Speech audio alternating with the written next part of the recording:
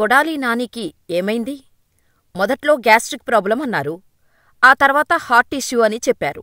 గుండెలో 4 వాల్వులు ఉంటే అందులో 3 నాళాలు పూడుకుపోయాయని తెలిపారు. హైదరాబాద్ ఏఐజీ హాస్పిటల్లో కొన్ని రోజులుగా చికిత్స పొందుతున్నారు.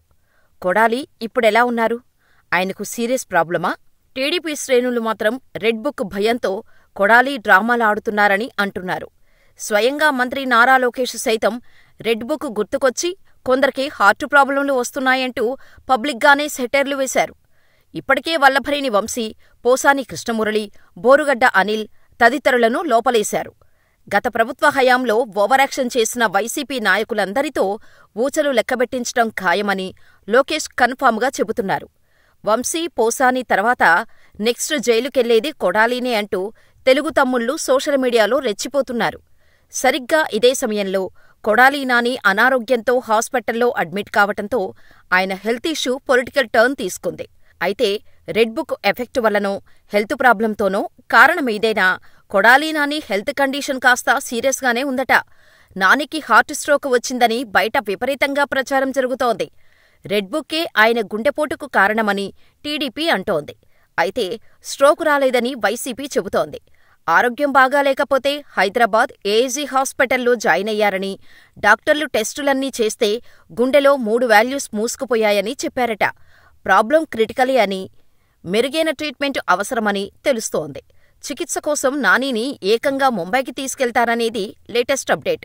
స్టంట్ లేదా బైపాస్ సర్జరీ చేస్తారట. హైదరాబాదులోకి ప్రస్తుతం టాప్ హాస్పిటల్ ఏఐజీ.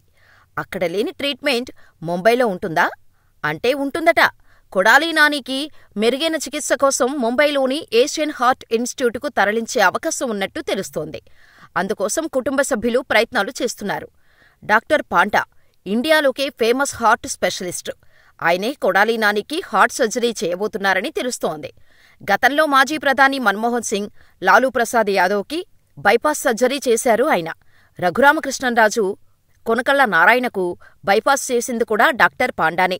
అందుకే ఆ టాప్ డాక్టర్ దగ్గరే కొడాలి నాని సైతం సర్జరీ చేయించుకుంటారట. ఆయన కోసం కొడాలిని ముంబై షిఫ్ట్ చేస్తున్నట్టు తెలుస్తోంది. ఈ వారంలోనే నాని గుండెకు బైపాస్ సర్జరీ జరగనుందని చెబుతున్నారు. కొడాలి నాని త్వరగా కోలుకోవాలని వైసీపీతో పాటు టీడీపీ నేతలు కోరుకుంటున్నారు. తమ పార్టీ ఫైర్ బ్రాండ్ లీడర్ క్షేమంగా ఉండాలని వైసీపీ శ్రేణులు ప్రార్థనలు చేస్తున్నారు. సర్జరీ చేయించుకున్నంత మాత్రాన కొడాలిని వదిలిపెట్టేది లేదని, ఎంత త్వరగా తిరిగి వస్తే అంత తొందరగా నానిని అరెస్ట్ చేసి లోపలెయ్యాలని టీడీపీ వర్గాలు పంతంతో ఉన్నాయి.